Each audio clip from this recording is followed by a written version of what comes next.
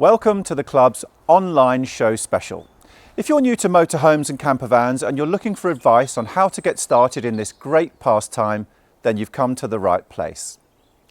With the new camping season almost upon us, we've got 10 top tips to help you buy your first motorhome or campervan and get ready for your first outing in it. Welcome to the Irwin Heimer Centre Travel World in Telford for the latest instalment of the club's online show special. Now, it's that time of year when manufacturers introduce their new motorhomes, and as you can see, there's lots of innovation and products to take a look at. But if you're new to all this, well, you're in the right place. I'm here to help you discover motorhoming and campervanning. Here are my top 10 tips to help you buy your first motorhome and get ready for your first outing in it. So tip number 1, how many passengers will you travel with? If there are going to be more than 2 of you travelling in the motorhome or campervan, you need to pick a model with enough travel seats fitted with 3-point seat belts. And bear in mind that the number of seats doesn't always match the number of sleeping berths. Many motorhomes with just 2 seat belts for the cab seats will have extra sleeping berths for visitors such as grandchildren. Tip number 2, is it for leisure or for more than that? Will it be your everyday runaround or is it just for holidays? If it's got to double as a workhorse and load transporter, then you'll need a layout with plenty of usable storage space such as a large garage or removable units. And for ease of parking in public car parks, height and length must be considered. Any vehicle over 6 metres long will struggle to park in a regular car-sized bay. Check you've got room at home too to store it. Is your driveway big enough? Tip number 3, know your driving licence, know your weights. When did you pass your driving test? If it was before 1st of January 1997, you'll have the C1 entitlement on the back of your licence, which means you can drive a motorhome with a maximum authorised mass up to 7,500 kilos. If you pass your test after this day, you'll be restricted to driving a motorhome with a max weight of 3,500 kilos, which is a smaller motorhome, unless you take a further test. Check your driving licence covers you for the weight of motorhome or campervan that you're thinking of buying. And don't forget, when you get to 70 years old, you'll need to renew your driving licence along with a D4 medical examination and repeat this every 3 years. Tip number 4, know your motorhome types. Campervans and motorhomes come in different shapes, sizes and types, and we'll focus on the main 3, campervans, coach builts and A-class motorhomes. Panel van conversions are best known as campervans. They have limited headroom unless the roof is replaced with a high top or an elevating roof, which raises to give extra headroom and often additional sleeping quarters on a campsite. Their interiors are kitted out for camping with a kitchenette or full kitchen and washroom and seats that can be turned into flat sleeping surfaces. Let's take a look at a review of a modern campervan. Dreamer is a campervan brand launched in 2014 by French manufacturer Rapido. Here we're looking at the Select Kaplan, a unique van conversion in a number of ways, not least because it features a rear shower cubicle and a toilet within a 5.34 metre footprint. It's based on the long wheelbase version of the latest Ford Transit Custom, and its standard specification includes cab air conditioning, ESP and front fog lamps. This model gets an optional automatic gearbox too. Let's take a look around. On site, release the harness straps and the rear hinged pop-top roof goes up easily on gas struts, as does the roof bed that it conceals. Interestingly, the front cab seats don't swivel, making the living quarters even smaller, but there's cleverness in abundance. For starters, this van has sliding doors on both offside and the near side, making it much more versatile and flexible for loading passengers and camping kit. The layout features a compact dinette with facing seat benches and a floor-mounted table on a leg between them. Both dinette backrests are raked for comfort, and there's a small 5th seat on the offside above a small gas locker. Now this dinette turns into a 1.8 metre by 1.3 metre double bed. It's a bit of a faff. The cab seats slide forward, the table slots between the dinette benches, and the seat boxes extend. Then it's a 7-cushion mattress jigsaw, but they are each numbered. At night, silver screens cover the cab windows, lined magnetic curtains obscure the rear window, and our model also came with curtains to separate the cab from the living quarters. Storage is clever throughout. There are drawers under the dinette. However, if you prefer to leave the dinette in day mode, there's a 1.9 by 1.2 metre roof bed with a 1-piece mattress. The bench cassette loo is concealed beneath a cushioned lid. Now the kitchen is decent too. There's a 2-burner hob, a worktop extension, plenty of drawers for storage, and further back are 2 tambored door cupboards next to the compressor fridge. Kaplan price starts at a little over £43,000 on the road, but this model is priced nearer £48,000 because it's fitted with an optional automatic gearbox and also a Serenity pack that includes satellite navigation and one or two other goodies. All in all, it's a very clever little camper van with belted and sleeping berths for four. Next up, it's coach-built motorhomes, which start out as a steel cabin chassis, then a converter adds a caravan body. These are either low profiles or overcab models. Low profiles have a more streamlined roof over the cab area, while overcabs have a bulging roof with interior space for a double bed on top of the cab. Let's take a look at a full review of a modern overcab coach-built motorhome. Swift Group has launched a new budget range of coach-built motorhomes for the 2020 season called Edge. The 5 model lineup is designed with families in mind and consists of 2 low profiles and 3 overcabs, including this 6-berth 486 model, which has a license-friendly maximum weight of 3,500 kilos. It's priced at a shade over £50,000 when built on the new Fiat Ducato Euro 6D engine and charged at the higher vehicle excise duty rate of £2,135 in year 1. Now it's powered by the 2.3 litre 120 brake engine as standard, and it also gets cab aircon and driver's airbag as standard. There's the option here to upgrade to the 140 brake version of the engine and also to opt for automatic transmission, which is nearly £3,500 extra. Step aboard the Edge and the layout features a double dinette up front behind the driver's seat, either side of a table which has an extension for meal times. There's also a small side sofa and belted travel seats for 6, plus a pair of facing sofas at the rear of the van. Now a double bed in the overcab area hinges up when not in use for easier access from cab seats to the living quarters. There's a central kitchen and washroom, and the rear sofas make into a large double bed. As is usually the case with budget models like this, there are bundled options packs to make the kit level a bit more luxurious. The driver's pack, which costs nearly £1,200, gets you cruise control, passenger airbag, a DAB radio and reversing sensors. And then there's a living pack, which is nearly £400, and this buys you removable carpets, fitted curtains, a microwave oven, TV aerial, exterior door fly screen and a wastewater tank heater. The kitchen too is pretty minimal. It has 3 gas burners, a combined oven and grill, and the fridge is quite small for a van of these dimensions. The overcab bed has just 1 window and a light at the opposite end. The rear lounge can stay as 2 short single beds or make into a large double, while the front lounge also makes up into a large double bed across the width of the van. However, the overcab occupants will need to clamber on the lower bed to reach the toilet at night. So overall, the Edge 486 is an appealing motorhome for a large family with just the B entitlement on their driving licences, and it's keenly priced at its entry level. And finally, there are A-class motorhomes which start with just the engine and chassis with a full caravan shell added to optimise the interior space. A full-size drop-down double bed above the cab area is a common A-class feature. They're easily distinguished by the large front windscreen and coach-like mirrors. Let's take a look at a full review of a modern A-class motorhome. Roller Team is an Italian motorhome manufacturer and part of the mighty Trigano group.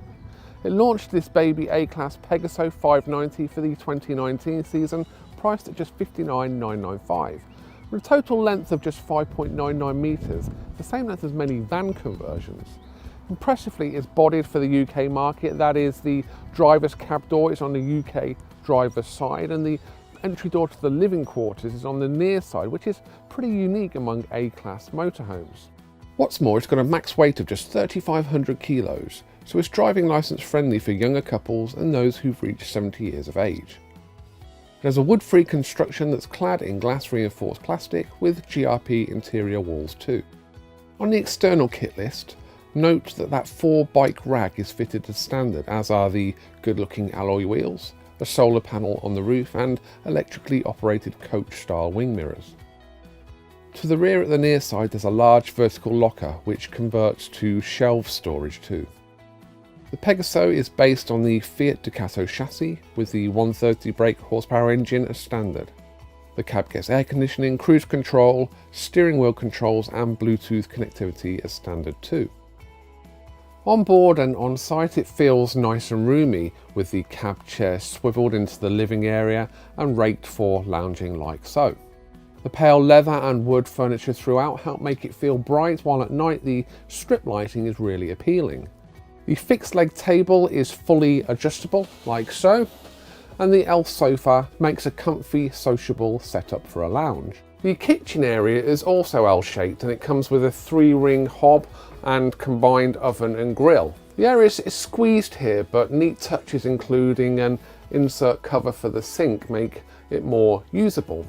The access to the area under the sink conceals a cutlery drawer and slide out racking. Across the galley is a large fridge freezer, 142 litre capacity model, and below that is this handy drawer which is perfect for storing bottles. There's a locker overhead which holds the solar panel monitor, and I really like this slide out TV bracket and this wire racking. The drop down bed up front has a one-piece mattress on a slatted base and a ladder for easy access.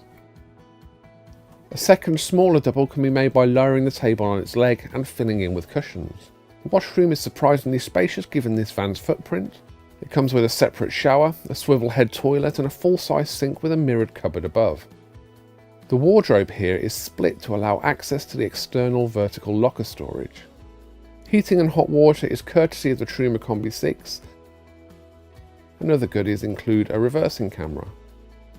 If space to store a motorhome on your driveway is, shall we say, at a premium, or if you're keen on year-round motorhome touring and are prepared to spend that little bit more on the lap of luxury, then this fabulous-looking Pegaso 590, this compact A-Class, could be just the model for you. Tip number 5, decide on your layout. Do you want a fixed bed or a retracting bed, or are you happy to make it up from sofas and have more space during the day? How many people are going to sleep in your motorhome? How wide and long are those beds? Make sure you're happy not just with the size but the location of the beds, especially the overcab bed where headspace can be limited and access not always that easy. Also think about lounge seating arrangements and usable storage space too. Consider hiring a motorhome or campervan for a test weekend so you get a real feel for the layout and whether it works for you and your family. Plus, if you're likely to camp in colder weather, consider choosing a unit with an insulated water system so it will still work on a freezing morning. Check out our video on how to prepare your motorhome for winter touring. Welcome to the Camping and Caravanning Club series of how-to videos. So you've been enjoying your motorhome throughout the main camping season, but winter is on its way.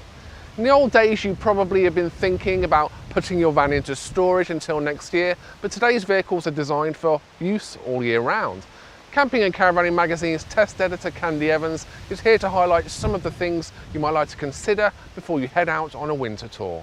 Today's motorhomes can normally be classified into 2 types. Those designed for winter touring and more basic ones that are really for the warmer months only. One quick way to get an idea of which type you're looking at is to check underneath to see if the pipework and tanks are insulated. This Heimer is from a German manufacturer that sells into Scandinavia and other countries that regularly enjoy much lower temperatures than the UK, so it's already set up for winter touring. But there are still some things you might like to think about. Look out for at least grade 3 insulation standard on a motorhome, as this means it's been tested for UK winter conditions. When you're looking at your own tourer, you'll want to keep warm inside, which means you'll need gas for heating. When the temperatures drop below 5 Celsius, it's too cold for butane to go from liquid to gas easily, so your heating simply won't work. If you're planning to travel when it's colder, therefore, you'll need to take propane gas. In Caller's case, this is in red cylinders. Other suppliers use different systems. In modern motorhomes, you can switch the cylinders without changing the regulator. But if you have an older vehicle, you might need to have a different regulator. If you'd like to use electricity for extra heating support using a hookup, look out for a site with a good 16 amp supply, but make sure you also have gas available, as it's the best way to warm up your unit from cold.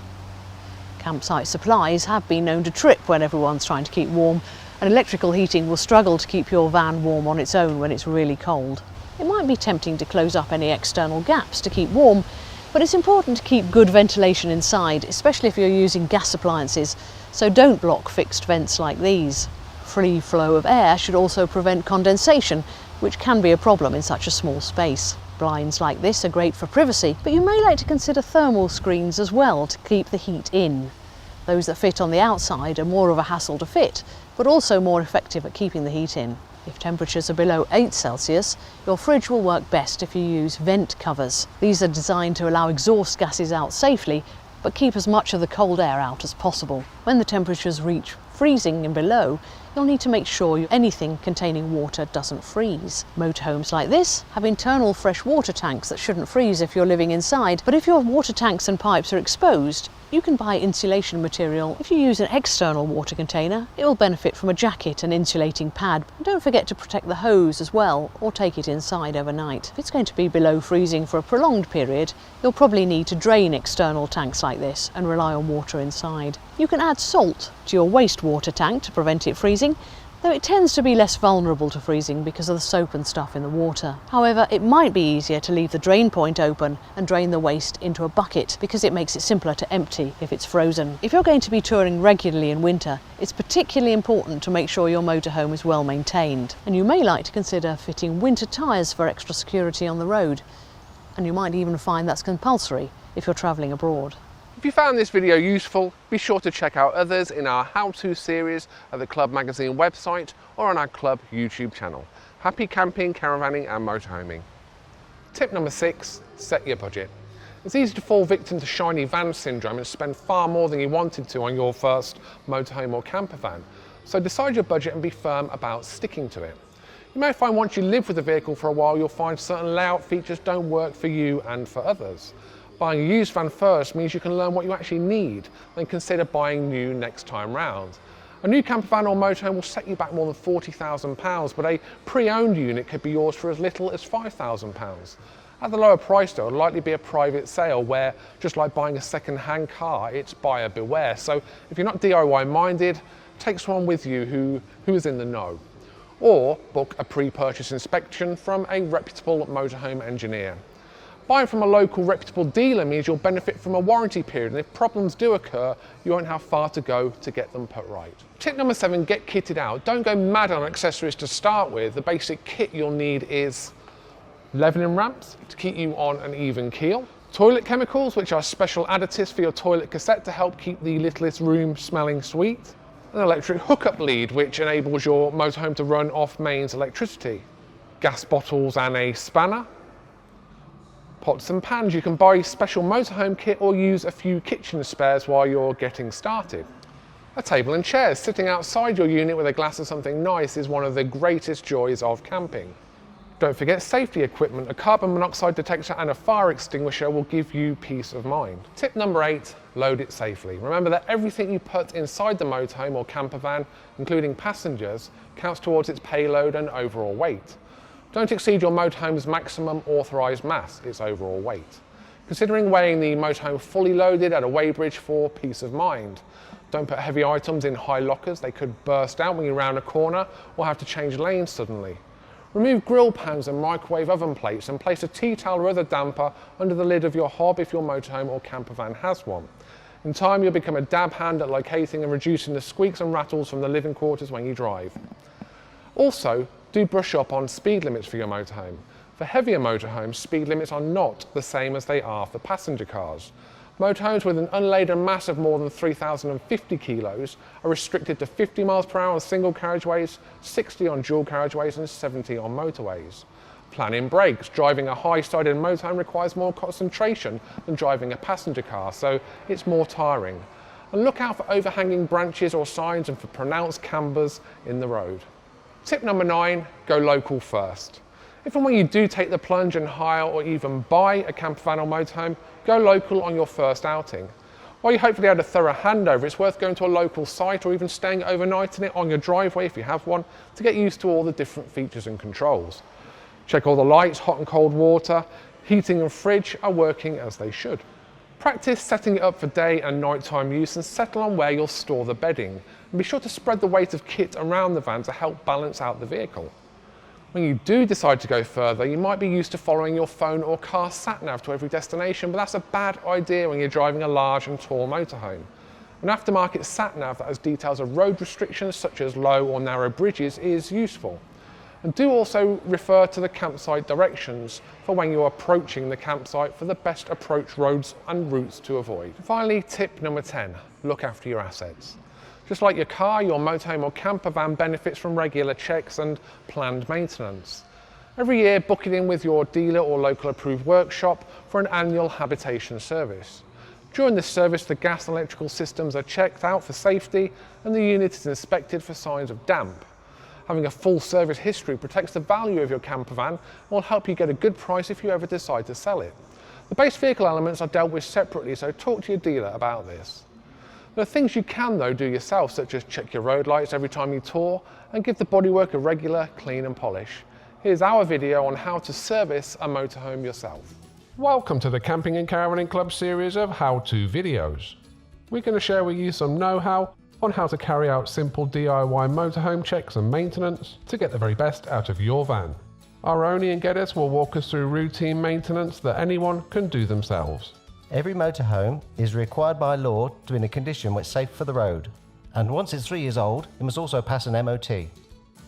We recommend an annual service is carried out by an approved workshop on key items relating to the habitation, such as electric and gas systems.